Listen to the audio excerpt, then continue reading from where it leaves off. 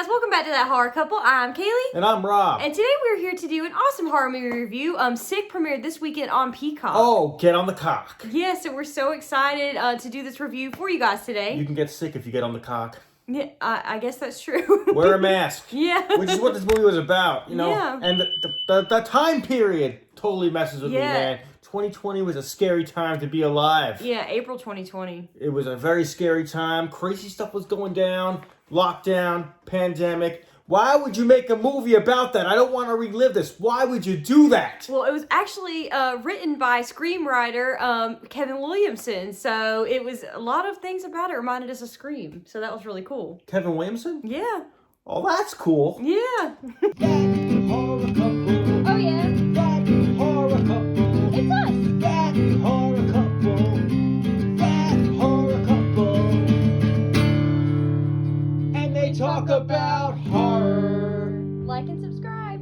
Due to the pandemic, Parker and her best friend decide to quarantine at the family lake house alone, or so they think. Directed by John Hyams, written by Kevin Williamson, starring Gideon Adlin, Bethlehem Million, and Jane Addams. To get going for likes of the film, I have to say I really love the whole storyline of this movie and how socially relevant it is in today's world. Since we just went through a pandemic, the fact that they did a movie in that time was like pretty cool to see that. Yeah, I agree with you. And they totally did it.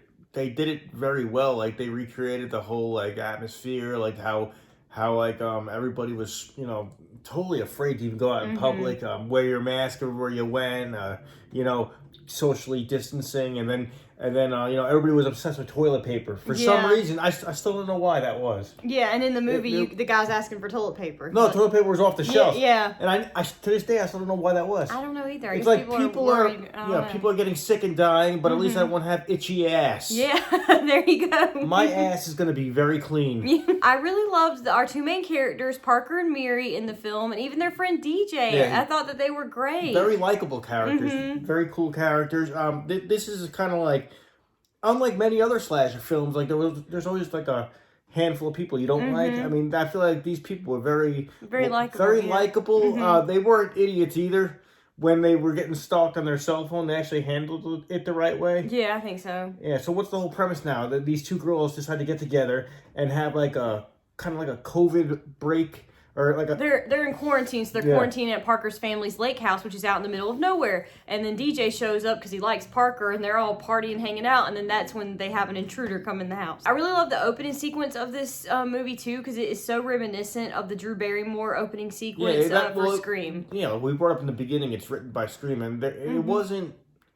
Certain things definitely felt like Scream to me, but it wasn't on. I don't think it was exactly, but it had the feeling, yes, the vibe, the DNA. I definitely dig like the location though. When those two girls went up to like for their quarantine getaway, a log cabin in the middle of nowhere is definitely a perfect place to have a slasher film. Yes, it's been done before. I mean, but it totally gave like what felt to me like a Scream movie. It kind of gave it like a Friday the 13th vibe. Yeah, by agree. the lake. It totally felt like that. But you know what was cool? For one time, like, these kids didn't lose service on their cell phones. Yeah, that's true. Yeah, they just got their cell phones stolen. Yeah. How many movies are there where like, I got no bars? Yeah. I got no fucking bars! Yeah, they actually had bars. That was really cool. Yeah, because all the killers like texting them, kind of like Ghostface in a way. Yeah. He was texting them, messing with them, and like they're like, he's like, I'm watching you. And then it cuts to like, we had like cool point of view shots. Yeah. Like through the woods, Mrs. Voorhees style,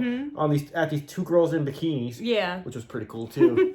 And yeah, so we're like, okay, they're being stalked, they're being watched, and you know, it was a cool like setup. It reminded me of classic slasher with like a modern vibe for sure. And I really love the twist of who the killer was at the end. How we had multiple killers. Spoiler. Killers, alert. yeah. Yeah. That was also to me. That was also Scream style. Yeah, it was like a cool twist. Like we're showing a video like earlier in the movie where the Stu. Yeah. My mom's gonna be so mad. Yeah, like one of the girls is making out with this guy on Instagram video, and we find out that the kid died because she gave him COVID. So the mom's trying to get her revenge. Maybe we should put that spoiler thing up. I was going to, Or maybe you could do it earlier. Oh, you did? Maybe you did. Yeah, so the parents are mad because their youngest kid died of COVID, and that they wanted to trace back and find out who to blame for spreading this. And it turns out that one of these girls was hoeing around, Parker, making out at a party, doing her thing. Yeah, and she's like, French kiss during the quarantine, motherfucker. Another actually for me would be that part in the movie when Miri actually falls from almost the roof of the lake house and hits the ground, and you hear the thud. It's so realistic and gives you the heebie-jeebies, because it just, you can imagine what she felt when she hit the ground like that, and she she almost died. She that girl really was a messed real her leg up. She was a survivalist too.